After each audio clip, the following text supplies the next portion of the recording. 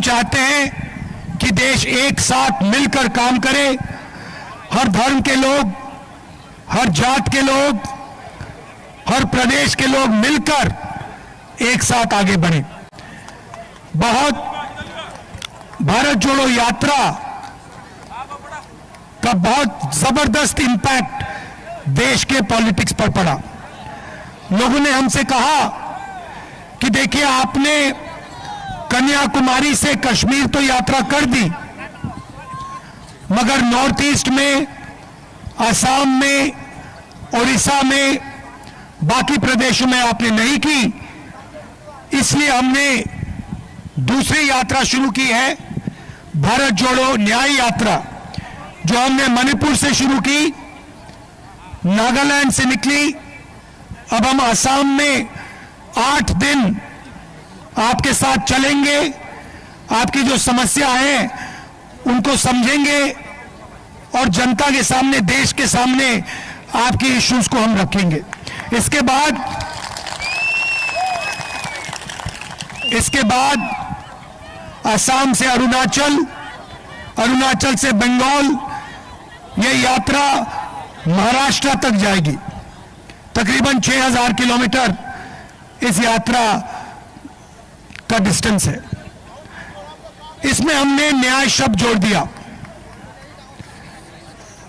क्योंकि हिंदुस्तान में, असम में और हिंदुस्तान के हर प्रदेश में जबरदस्त तरीके से अन्याय हो रहा है, भयंकर अन्याय हो रहा है। मणिपुर के बारे में आप जानते हो, पहली बार एक स्टेट में सिविल वॉर लागू है, स्टेट बटा हुआ है और महीने हो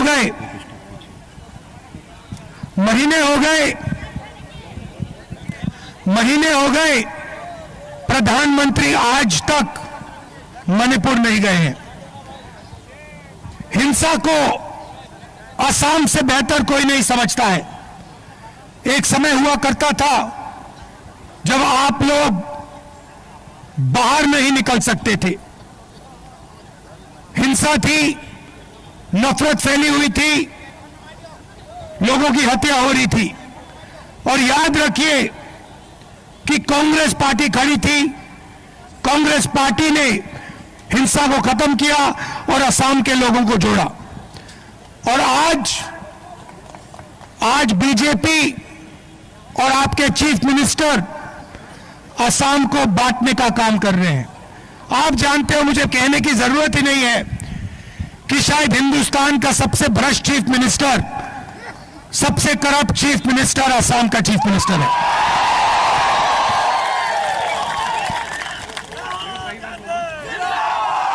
सही बात बोली।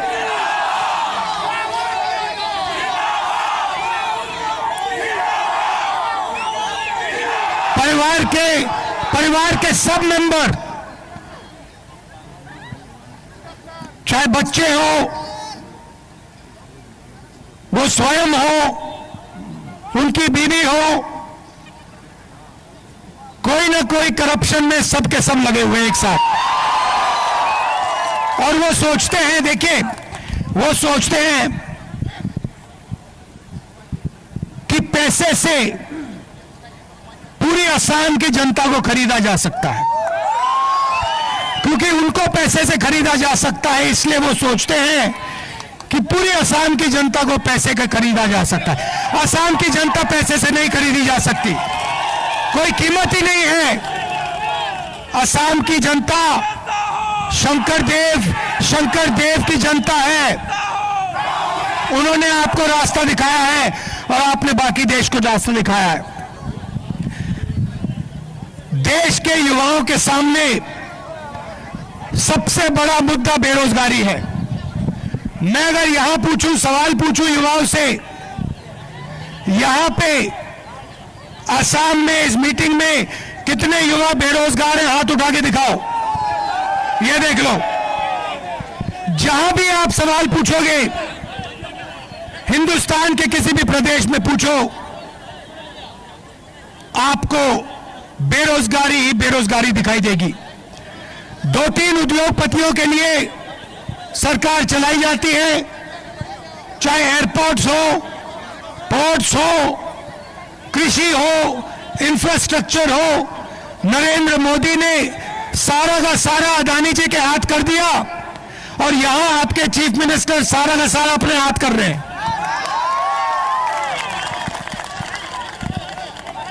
स्मॉल और मीडियम बिजनेस जिससे रोजगार बनता है उसको जीएसटी और नोटबंदी से खत्म कर दिया।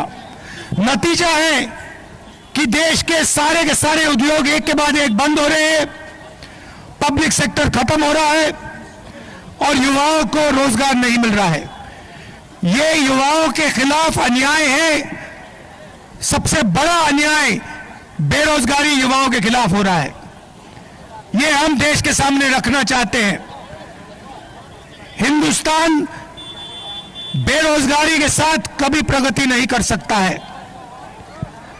हमारा वायदा है, कांग्रेस पार्टी का वायदा है कि जो सरकारी वैकेंसीज हैं उनको हम पूरा भर के आपको देंगे और जो छोटे स्मॉल और मीडियम इंडस्ट्री हुआ करती थी, जो आपके यहां इंडस्ट्री हुआ करती थी, उसको हम फिर से रिवाइव करेंगे और युवाओं को रोजगार देने का काम करेंगे।